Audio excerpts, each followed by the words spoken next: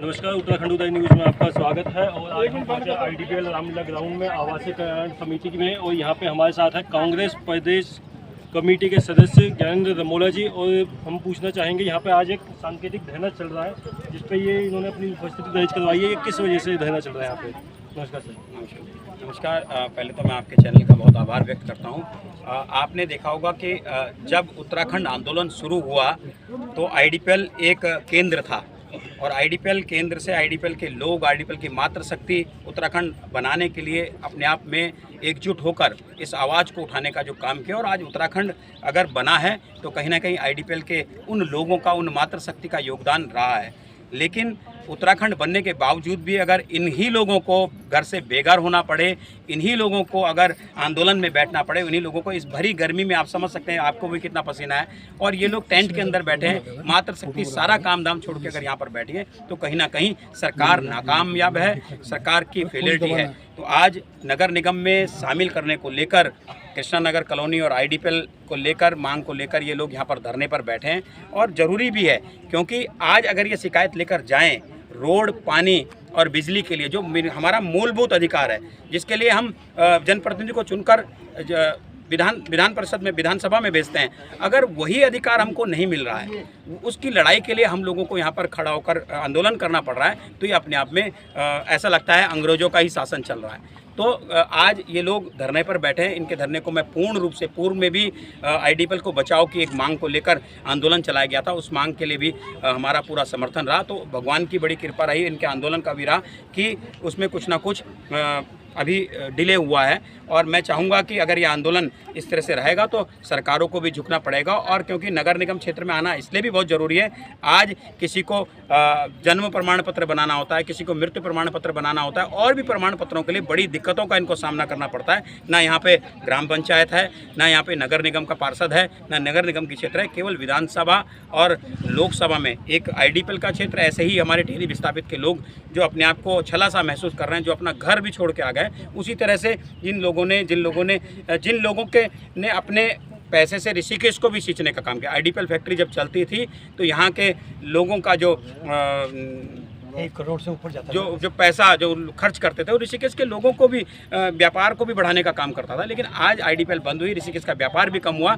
लेकिन आज आप इनको निकालने का काम करेंगे तो मैं तो एक बार फिर हाथ जोड़कर भाजपा के समस्त जो सरकार में बैठे लोग हैं, विधानसभा अध्यक्ष जी, आपसे भी मांग करता हूं कि इस जनता ने आपको 3-3 बार सर्वोच्च पद पर बैठाने का काम किया है, तो आपसे विनती है, हाथ जोड़कर विनती है कि इन मातृशक्तियों के इस आंचल का वास्ता है आपको कि आप आशीर्वाद लेने तो जा रहे हैं, लेकिन अब देने का मौका आपके पास है। आप पहले इनको कुछ दीजिए, तब फिर दोबारा आशीर्वाद और बड़े के लिए ले लीजिए।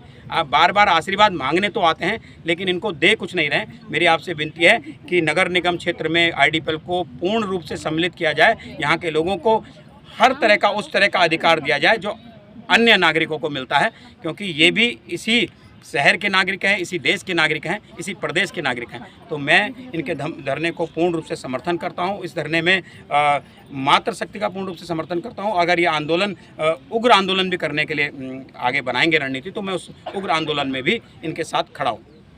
बहुत बहुत धन्यवाद रमोला जी। और आवासीय कल्याण समिति के यहाँ पे एक सदस्य हैं सुनील जी। ये जो आवासीय कल्याण समिति का जो उद्देश्य है, ये किस वजह से ये सांकेतिक जो धरना है 1 दिवसीय, ये किस कारण से रखा गया है यहाँ पे? ये जो हमने यहाँ पे सांकेतिक धरना रखा है, ये हमारी पिछले कुछ वर्षों से हमारी एक मांग रही है कि हमारे आईडीपीएल कॉलोनी को जो है नगर निगम में शामिल किया जाए। क्योंकि हम लोगों को जो है ना तो नगर निगम में शामिल किया गया है, ना हम किसी ग्राम सभा से जुड़े हुए हैं, जिस कारण जो है हमारे सामने बहुत सारी समस्याएं आ जाती हैं, चाहे वो पेंशन की हो, चाहे बिजली पानी की हो, चाहे सड़कों की हो। वो आप देख ही रहे होंगे यहाँ पे कि अभी आप आए होंगे जिस सड़क से, वो भी कैसी टूटी फूटी पड़ी है। और यहाँ पे और भी कई तरह की समस्याएं हमारे सामने आती हैं। जो हमारी जो समस्या हैं वो हमारी निगम के या हमारी ग्राम सभा के द्वारा ही हमारे उन समस्याओं का समाधान हो सकता है, क्योंकि लोकसभा और विधानसभा में तो हम वोट देते ही आ रहे हैं। लेकिन हमें जो है आज तक, आज़ादी के इतने वर्षों के बाद तक भी हमें नगर निगम या ग्राम सभा में वोट डालने का अधिकार ही नहीं दिया गया है। उस मांग को लेकर हम आज यहाँ पे धरने पर बैठे हैं। जो आपकी यहाँ पे जो मांग उठी हुई है, कितना समय हो गया इस मांग को कहते हुए? ये कम से कम भी हम 4 साल से हम इस मांग को उठा रहे हैं लगातार, और हमने विभिन्न स्तरों पर ये प्रयास भी किया है। लेकिन सबसे हाँ तो जवाब मिलता है, लेकिन आगे की कोई कार्रवाई नहीं हो पाती है।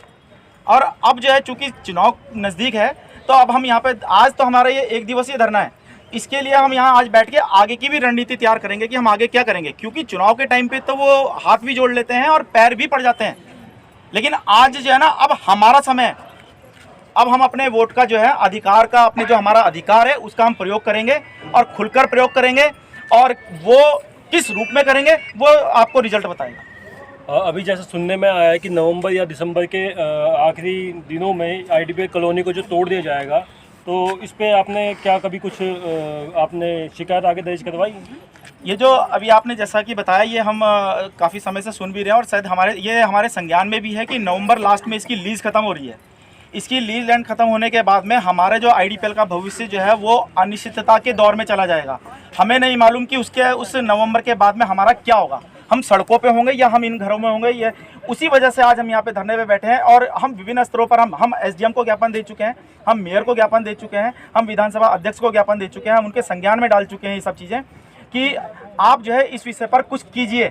आप हमें कहीं ना कहीं किसी भी रूप में हमें निगम में शामिल कीजिए। निगम में शामिल करने से थोड़ा सा एक स्थायित्व आएगा कि कम से कम ये तो रहेगा कि हाँ, हम किसी एक जो सरकारी संस्थागत एक वो है उसके तहत हम कहीं काम कर रहे हैं, उसके तहत हम रह रहे हैं। अभी तो कोई भी हमें बोल देता है कि आप अवैध रह रहे हैं। हम अवैध कैसे रह रहे हैं? हमारे तो मदर फादर ने यहाँ पे सारी ज़िंदगी दी है, अपनी 35 साल 40 साल यहाँ नौकरी करी है, उसके एवज में हमें क्या मिला है? सिर्फ पहले 800 रुपये पेंशन थी और अब जो भड़के हुई है वो सिर्फ 1100 रुपये पेंशन मिल रही है। ऐसा क्यों? और हमें वोट डालने का अधिकार क्यों नहीं होना चाहिए? मैं ये जानना चाहता हूँ कि हमें वोट डालने का अधिकार क्यों नहीं होना चाहिए? ये 15 से 20 हज़ार की जो आबादी है यहाँ पर, ये क्या है? ये क्या ये भारतीय नागरिक नहीं है?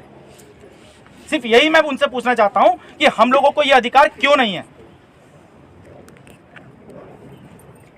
धन्यवाद सुनील जी। और आज आईडीपीएल रामलीला ग्राउंड में आवासीय कल्याण समिति का 1 दिवसीय धरना प्रदर्शन, और यहाँ पे समस्याएं बहुत विचित्र हैं। यहाँ के आम जनमानस को वोट डालने का भी अधिकार नहीं है। धन्यवाद।